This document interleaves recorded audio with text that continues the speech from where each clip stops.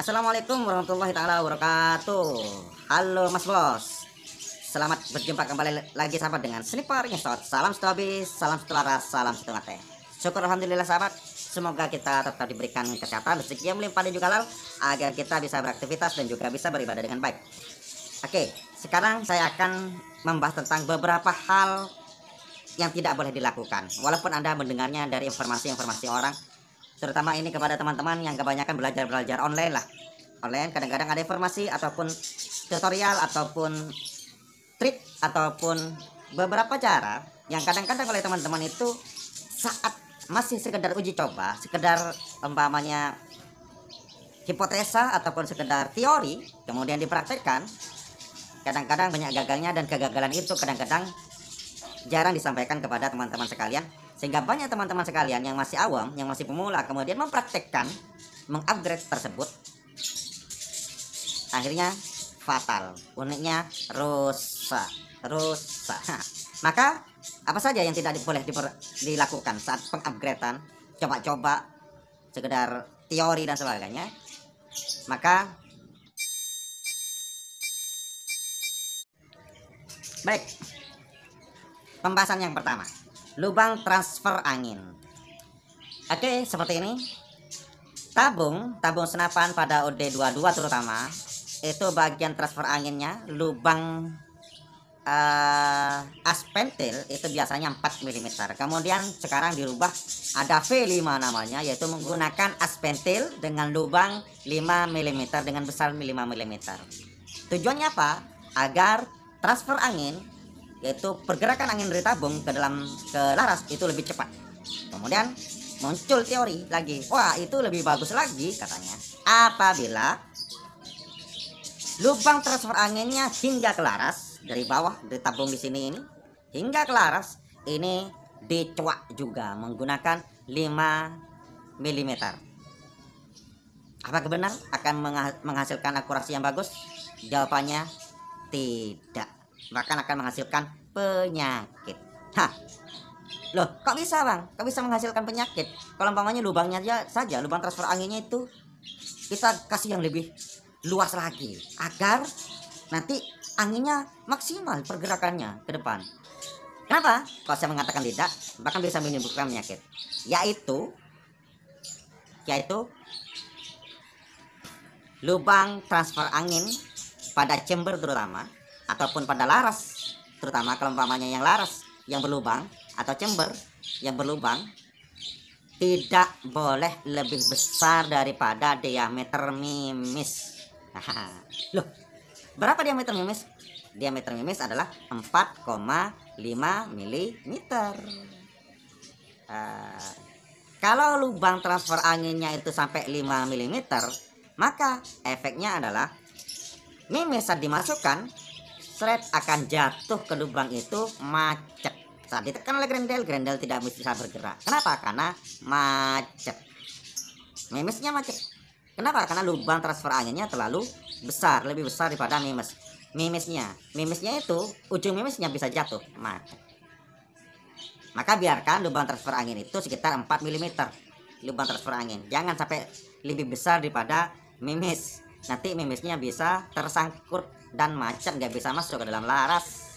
Begitu yang pertama. Yang kedua adalah, ada yang mengatakan kalau aspentil tidak kembali, maka kasih per yang kuat, per yang keras.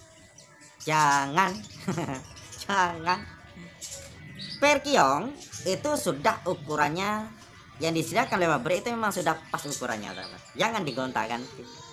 Kalau umpamanya Anda mengganti per kiong menggunakan per yang keras, ada dua penyebab.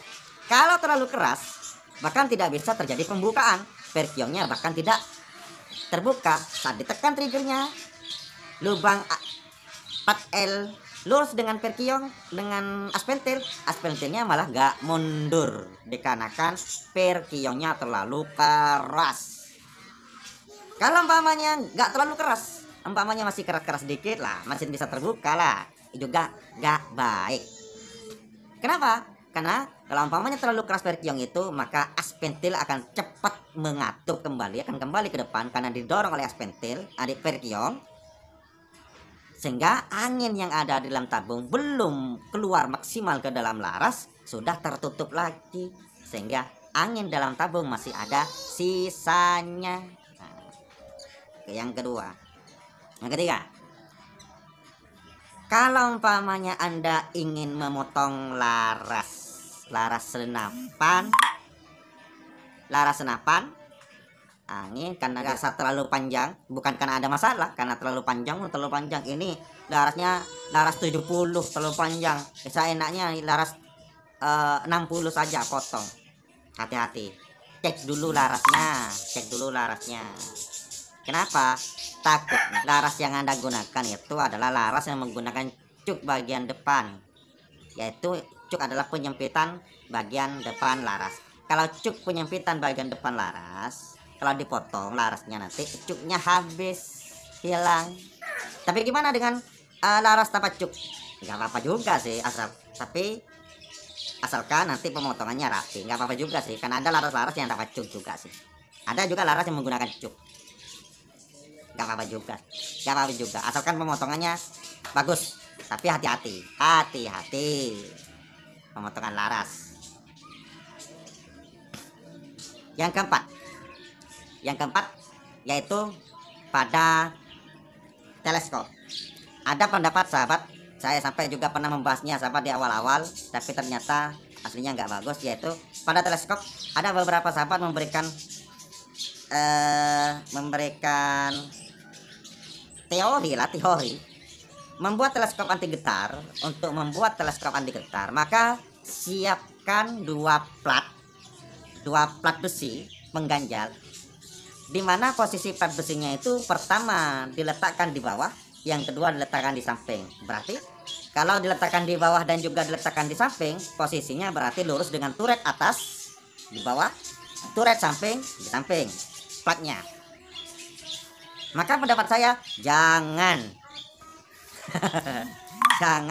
diberlakukan seperti itu. Kenapa?